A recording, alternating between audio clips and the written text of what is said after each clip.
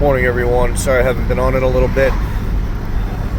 Actually, on my way to work on the border of Maine and New Hampshire, in Wakefield, New Hampshire, and I know I've covered this a lot, but I think it's important to show the contrast between the books we have in the canon and the books we have removed. And one of the easiest ways, in my opinion, there's three books that really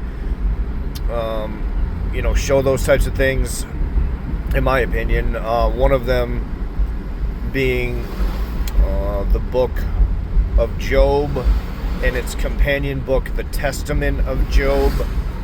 And the reason I say that it's easy to see is because when you're growing up in a Christian church, they teach you that,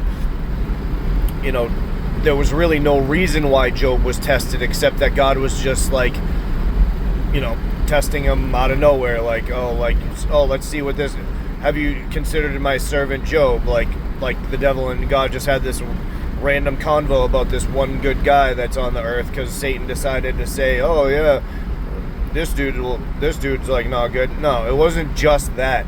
The conversation took place because Job was, you gotta understand what kind of dude Job was, and the kind of dude he was, and the reason that he complained to God saying, have I ever left anybody without their daily bread? Have I ever done this? Have I ever done these things? It's because Job did all those things. He had a bakery set up where poor people could just come in and get bread anytime they wanted on his entire province. He was like a king of a gigantic land, and he lived 3,500 years before Jesus came. So in the old times, when way before any of the modern day patriarchs were alive, he was a ruler on the earth of a very vast amount of land, and he would have hundreds and thousands of servants that worked for him. If they went on a mission for him and they got robbed along the way, Job would not demand the money back.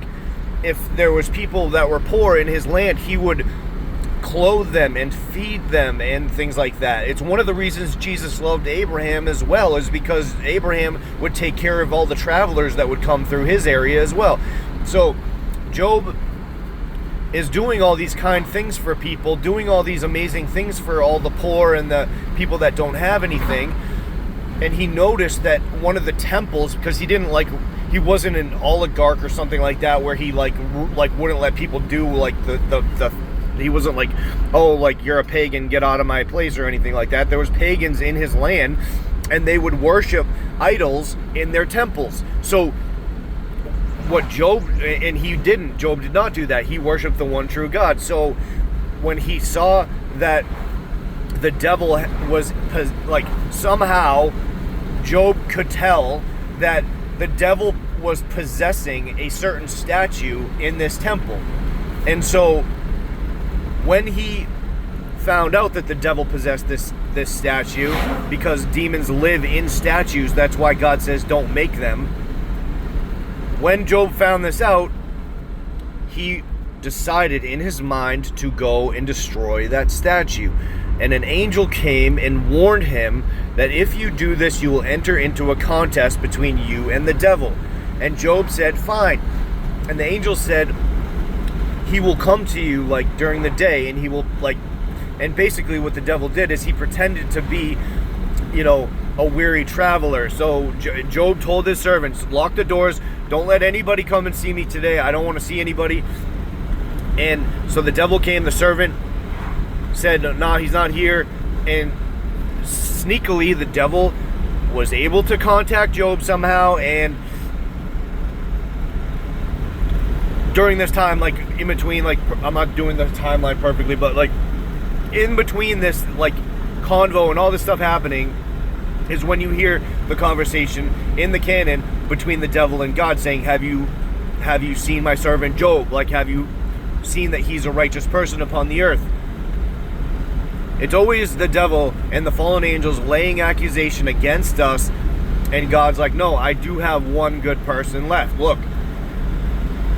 Same with Noah. Look, there's one good person left. No, you haven't corrupted everybody yet. And so God allows that same person to be tested. And obviously we know how that goes. He took his land away, then he takes his health away, then he takes his kids away, and all, not in sequential order, but like takes everything away from Job. And Job spends 30 years, or some people say different times, but about 30 years where he was in a contest. Even Job lost his wife. She had to cut her hair just to pay for bread, to pay for Job to be able to eat, so he didn't die on his dung heap when his sores were leaking worms and stuff like that. And after she cut her hair, then she went and died. After she fed Job that day, she died. Then his friends come and they start laying accusation against God, saying God did this to you and God did that to you and blah blah blah. And if it wasn't for Job being righteous and not saying any of those things against God, then God would not have been kind to those people, and he would have punished them for what they said against him. But that's why it's very important to read the books that were removed from Scripture, because they fill in the gaps that we don't. They fill in the gaps of what we are missing. And so another thing that I mean, it's not like Job and the Testament of Job, but if you read the book of Psalms,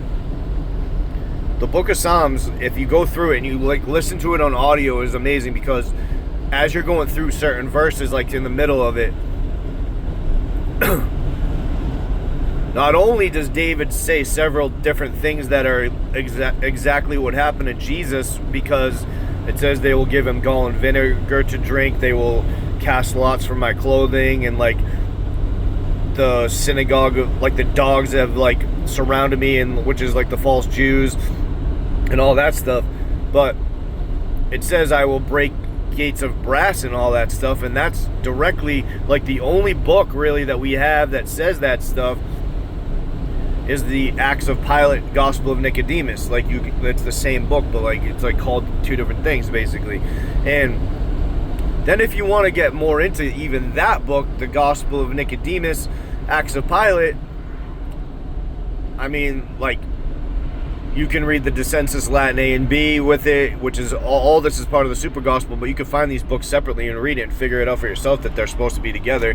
And the Gospel of Gamaliel, and Gamaliel was Nicodemus's brother, and the difference between them is that Gamaliel did not believe Jesus was the Son of God. He did not want to listen to Jesus at first, but then he realized that he is the Son of God and that all the different prophecies were about him.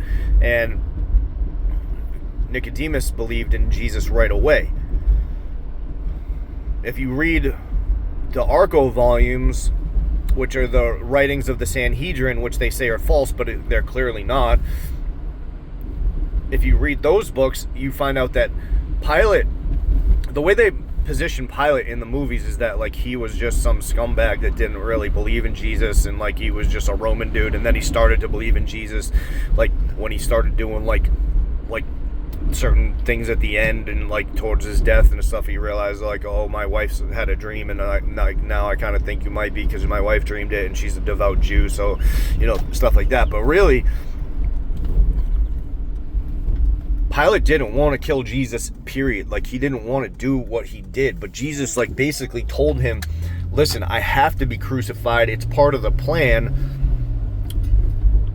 And although Pilate did feel the pressure of the government people around him that were Jews saying to kill him and stuff like that,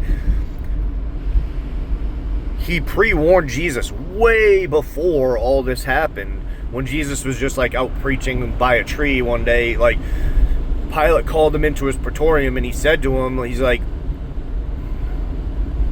listen, these dudes, they want to kill you. You got to stop talking so aggressively against them and stuff like that. And Jesus starts telling them like, can you make the wind stop blowing, and like all these other things, and like refers to himself like as the Rose of Sharon or something like that, and like some other stuff, and like, and you should hear the way that Pilate, I've said this many times, but it sticks with me, is that the way that Pilate refers to Jesus when he's coming in to visit him, Pilate standing on his own, like, you're in your own praetorium, you're a very powerful human being, and you are standing in your own place on your marble floor, and you're shaking because a humble dude that is, just a poor person who preaches to the masses and heals the sick and wounded and stuff, that dude's coming towards you, and he is making you physically shake in your boots because, or sandals, I guess. He's making you shake because you feel the power coming off of him. That is why they don't want you to read the Arco volumes, is because then you realize the truth of really what happened. And they don't want you to read the infancy gospel, because then you find out that Jesus, Mary, and Joseph, like, a lot of the stuff that happened to them was prefiguring what was going to happen later on in Jesus' life, like Titus and Dumachus, the two thieves on the cross. Like, the good one that Jesus led into his kingdom had good works because he let Mary and Joseph go. It wasn't just that, like, oh, it is that you have to believe in Jesus, which he did. But he also protected them during their trip into Egypt as well. So there you have faith, and then you have works, both. See?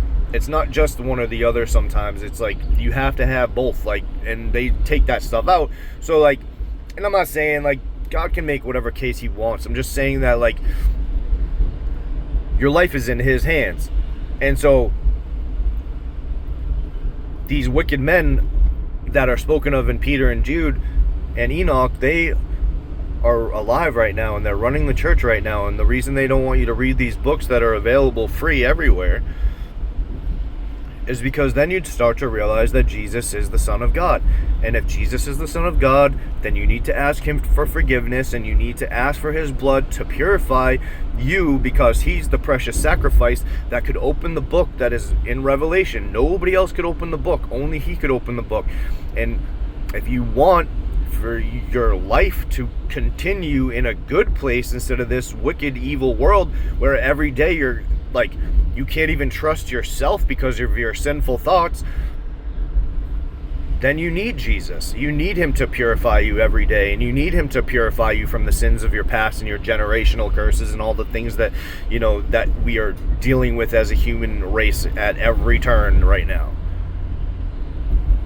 And, once you start to understand that stuff, then you can start to understand the other stuff that they've hidden from you and why they've hidden it from you and why it's important and things like that. And there's many different aspects to that.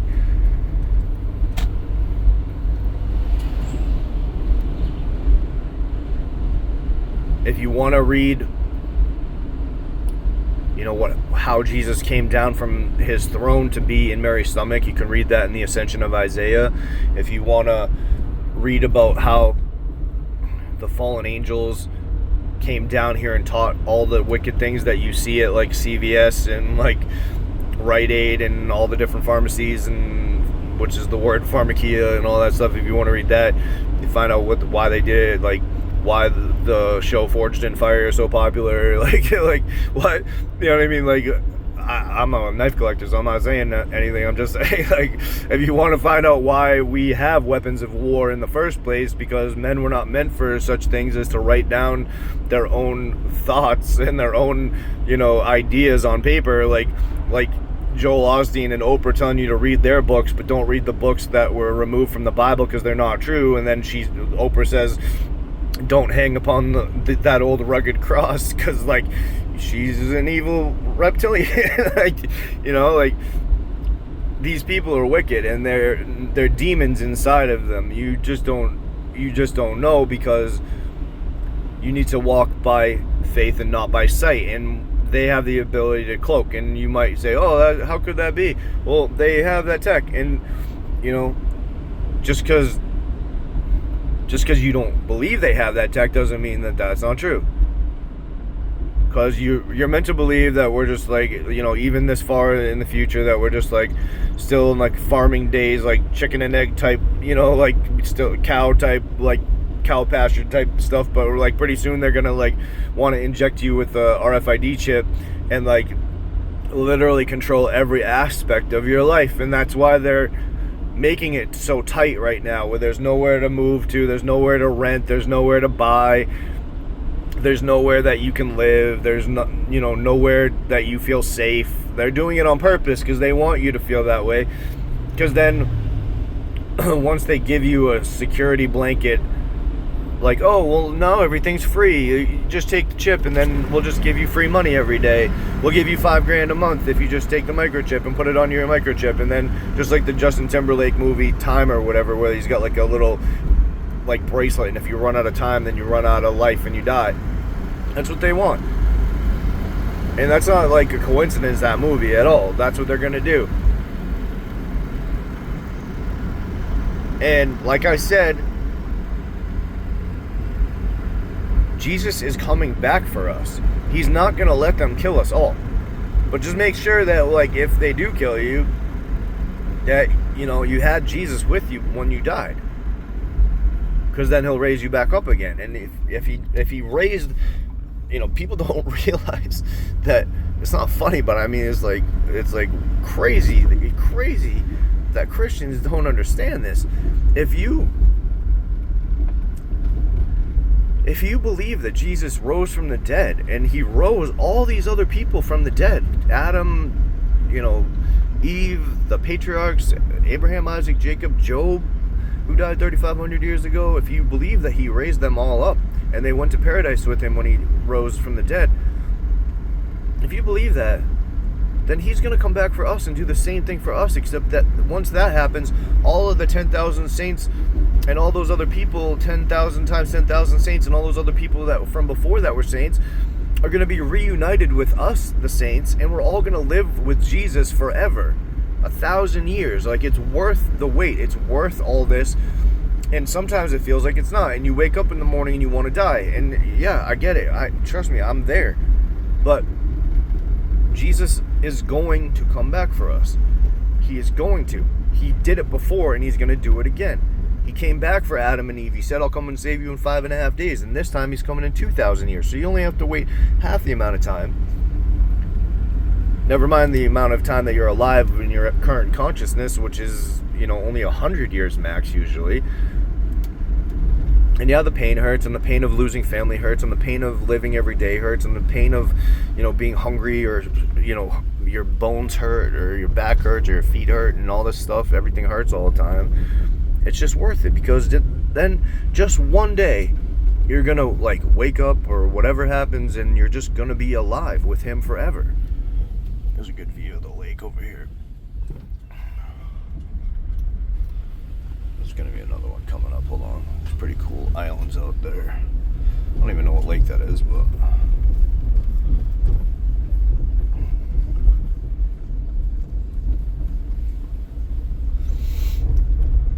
Well, 1 second. There's a good view up here.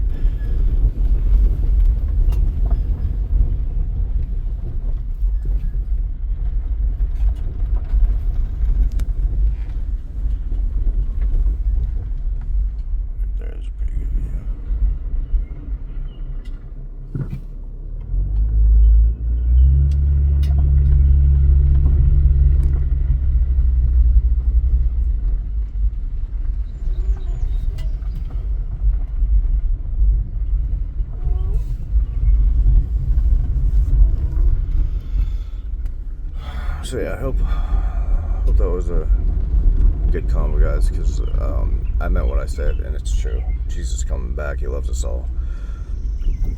So here's the house I'm working on right now. Doing all the flooring in there, all the siding on that garage area. Sorry, my steering wheel squeaks. It sounds like a dying cat. Alright guys, so God bless you all and have a fantastic day. Take care.